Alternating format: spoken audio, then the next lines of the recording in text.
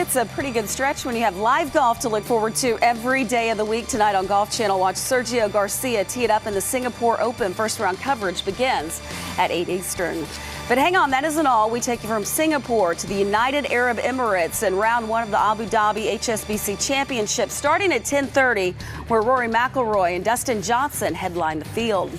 And tomorrow at 2 p.m. back on U.S. soil, it's live first round coverage of this week's stop on the PGA Tour, the Career Builder Challenge.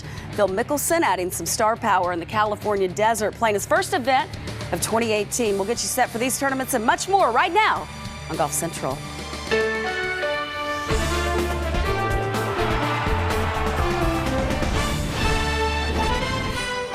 Golf Central. Phil Mickelson is making his 2018 debut in the Career Builder Challenge this week, where he's also serving as tournament ambassador. For the very first year, Phil was on the golf course this morning getting in some practice ahead of Thursday's opening round, and he's no doubt looking to build on his 2017 performance in this event, finishing in a tie for 21st. For more on Mickelson, we take you live on site to La Quinta, California, where Chantel McCabe will be reporting for us all week. Chantel, what can you tell us about Phil's practice today? Well, Lisa, Phil Mickelson obviously won this event in 2002 and in 2004. You mentioned that he's the tournament ambassador, but he has not played a competitive round since October at the WGC. Now, yesterday he did play a practice round playing in a tournament, a charity tournament at the Madison Club. And today he practiced at the Nicklaus Tournament course, playing the back 9 holes. And on the par 5 15th, he hit 5 tee shots. There were times of frustration, and this seemed to be one of them. After the 3rd tee shot, he said he was going to continue to hit tee shots until he hit the fairway. Today he was out playing with Jon Rahm. The two have played together several times, but Jon Rahm says that he's still learning when he gets to practice with Phil. It's just fun to play with. You know, you learn things from him, and I have a good time when I play practice rounds with him because we joke around with each other a lot. And to me, it's fun to hear now that he's with Tim, you know, and we're all really close. To me, it's really fun to hear how they talk to each other. Because Tim, being my coach in ASU, you know, I don't need much. He's like, oh, okay, 120, this shot, right? And you have Phil, and it's like, oh, this shot, the moisture, this going on. There's like 1 mile an hour wind sideways. And it's going to affect it 1 yard. This green is soft. This trajectory is going on, and I'm there thinking, I'm like, I'm lost. I'm like, God, I can't. If I do that thought process, I could not hit the golf shot. It's just opposite extremes completely. You know, it's just fun to hear it, to hear what he does. You gotta love how candid Rahm is. But Phil Mickelson, after he wrapped up playing at the Nicklaus Tournament course, he did hit some balls off-site at a non-tournament course. In 2016, the first time that this tournament was played at the current 3 courses, he finished tied for 3rd, and last year tied for 21st. Tomorrow he'll start off at La Quinta Country Club. He'll be playing alongside Zach Johnson, and the 2 tee off at 12:10 p.m. Eastern Time. Lisa?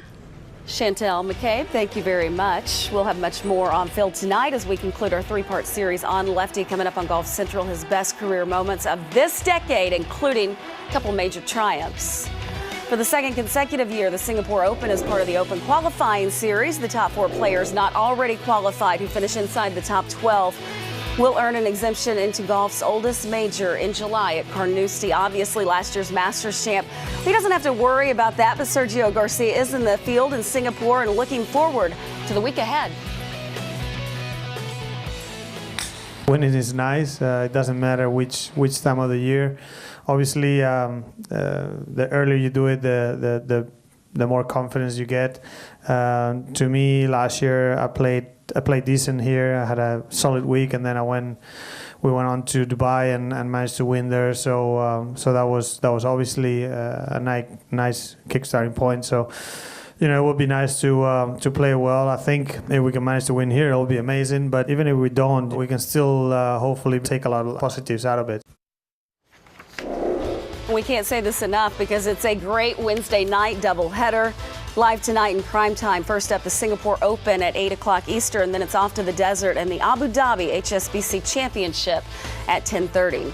One of the feature groups in Abu Dhabi tees off right as our coverage begins. We're calling it the Olympic medalist trio. Justin Rose, who claimed the gold, Henrik Stenson the silver, and Matt Kuchar the bronze. Let's hear from these guys about what their focus is right now. Forward, it's about trying to prepare for the big events in the summer, and obviously the Masters in April, but yeah, just sort of rebuilding in a way. But by no means do I feel like anything's changed since signing off end of last year. My game still feels sharp. I still feel good. I'm very motivated. Winning is a habit, so yeah, you want to keep your sort of foot on the accelerator. But at the same time, I'm also just sort of mindful of making sure I'm sort of protecting myself and giving myself enough time off as well. I've come close a couple of times. I'd love to put myself in contention again. It's the one tournament that I haven't managed to win in this part of the world. So of course I would like to see that happen. But it's such a strong field and a lot of good players here. So to make that happen, I got to play some really good golf. And we'll just have to wait and see if we can muscle that out. It is my first time. I'm very excited. It's a place I've always wanted to come visit. Always watch on TV and admire the beauty here, the golf, the players that come over, and wanted to be a part of it. And I'm excited to be here. Right behind the medalist, it's the power trio of world #1 Dustin Johnson, four-time major champ Rory McIlroy, and last season's Race to Dubai winner Tommy Fleetwood. This group also talked about where they are right now and their expectations for the week ahead. I'm feeling good. It's been a really productive 3.5 months of looking after myself and getting myself fit and healthy again, and working on a few things in my game. So yeah, it's been good. I feel like I needed the time off, but I'm definitely ready to get back and get out there and play golf tournaments again. Yeah, I mean, I enjoyed coming here. I enjoyed playing. I like the golf course. The fans are great. Everything about Abu Dhabi I enjoy, so that's why I came back. It's a good golf course. You got to hit good shots. The fairways are narrow. The rough's pretty penal. You got to hit all kinds of different shots, and I don't know. I just like it. It sets up well for me. No expectation last year, and kind of in a different place this year, but in a very good way. Obviously, we've had a great year, and we want to keep that going. And it's such a great event to start the year in on such a great course that you just want to sort of get off to a flyer like I did last year, but enjoy it. And it's one of the best fields you're going to play in all year, this one. So this win alone got me into Mexico, which was another one of my biggest results of the year and one of my biggest achievements. And everything just sort of catapulted from here, really. So I owe this place a lot for my achievements last year, and it has a lot of fun memories. Don't miss world #1 Dustin Johnson, four-time major champion Rory McIlroy, and Olympic gold medalist Justin Rose. Our coverage of the Abu Dhabi HSBC Championship begins tonight in prime time, 10:30 Eastern.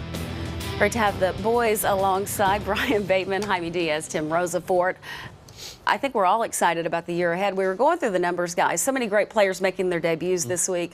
Sergio, Phil, Rory, and then Tiger returns next week. And then we'll have 3 players this season going for the career Grand Slam. It seems like we're set up for some big-time news, some big-time drama. Does it have a chance to be the greatest ever? I don't think there's any question, Lisa, and you mentioned it. I think there's 3 reasons why this year could be one for the history books. You mentioned the career Grand Slam. It's only happened 5 times in the history of this great game, and now we have an opportunity this year for 3 different players to join that group, and that would be Rory McIlroy, Jordan Spieth, and Phil Mickelson. I think that right there in itself lends itself to be historical relevance. Secondly, there's so many players at the top of their game right now that are at the top of the world ranking, between Dustin Johnson, Jordan Spieth, the list goes on and on, Ricky Fowler, that hopefully will have some battles coming down the stretch at major tournaments. And finally, not to be forgotten, is Tiger Woods, his return. Yeah. When he comes back, will he be healthy? Can he win tournaments? Can he win major championships? Jaime, I think that's very good reason right there why 2018 could be memorable. I think it's the best argument. 2018 is the most anticipated year from the beginning. I would go back, though, to the heyday of the Big Three, 1963. 3 guys, Arnold Palmer, Jack Nicklaus, Gary Player, all had 3 majors.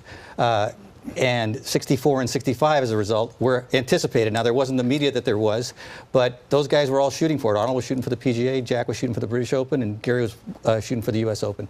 Gary finally got it in 65, Jack got it in 66. Arnold never got it. And then I'd argue maybe 1972, when Jack even verbally said, these majors set up beautifully for me. He was right in the prime of his career. And, you know, it was Pebble at the U.S. Open. He won the first 2 Masters in Pebble. Then he got nipped by Trevino at the Muirfield when he chipped in on the 71st hole. And finally, I'd say 2001, when Tiger's coming off 3 majors and needed 1 more of the Masters to complete the Tiger Slam, which he did. And at that point, people thought he's never going to lose another major.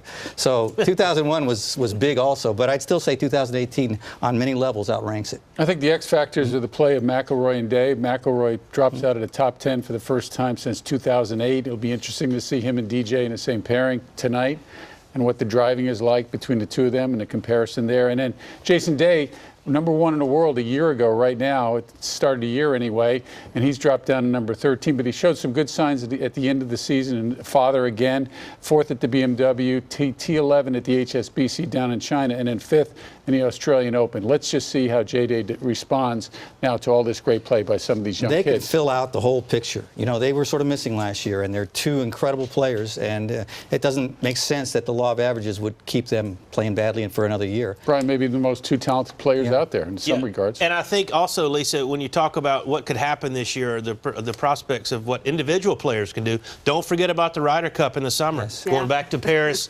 The United States has not won on 4 in soil since 1993 at the Belfry. So between all the individual accomplishments plus the team accomplishments, this is going to be a fun year to watch. Yeah, and don't forget, you all mentioned Tiger Woods making his debut 2018 next week. I'll put you on the spot. If you had to pick, what will be the biggest story of 2018? I think that someone will become a part of the career Grand Slam. I don't know between the 3. You want to put me on the spot? Come on.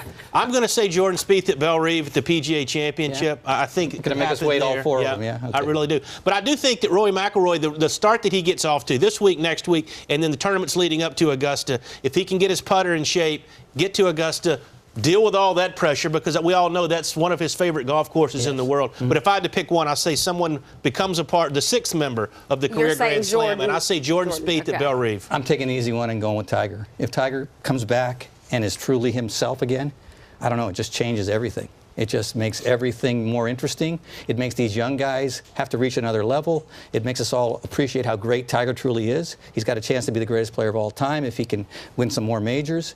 I don't know, it just makes golf what it was maybe in the early 2000s again, and maybe bigger, because honestly, that's the greatest comeback ever. Yeah. Probably would be, but I don't know. Mickelson at Shinnecock winning the U.S. Open, if he close it out there after his 2 close calls, that would be tough to beat. I know, and that just kind of gave me chills a little bit. And there really are so many great storylines. You guys are going to be busy. Oh, it's going to be writing and talking. Appreciate the insight. Maybe we can look ahead a little bit later in the show as well. Phil Mickelson's been a part of some of golf's greatest moments over the years. Tonight we have his best from this decade. Plus, you just heard from Jon Rahm about his practice round with Lefty today. Coming up, you'll hear from Rahm on Rahm, and it's one of the most exclusive clubs in the game. Not Augusta National or Cypress Point, but the 59 Club was Duval's the best of all time. That debate awaits on Golf Central. Golf Central is brought to you by the Hawaiian Islands. Visit gohawaii.com/golf. Golf Now's free mobile app includes GPS tracking at more than 30,000 golf courses.